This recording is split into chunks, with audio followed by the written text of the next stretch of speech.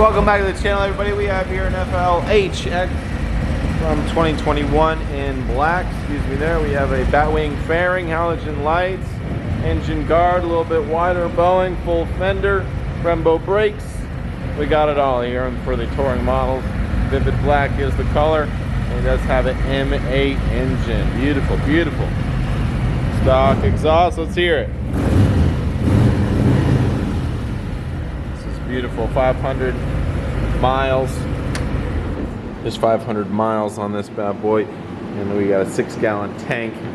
Infotainment system to direct you exactly where you're going and tell you, hey, this music is good to listen to. We got an AM, FM capabilities. We have cable clutch, hard saddlebags,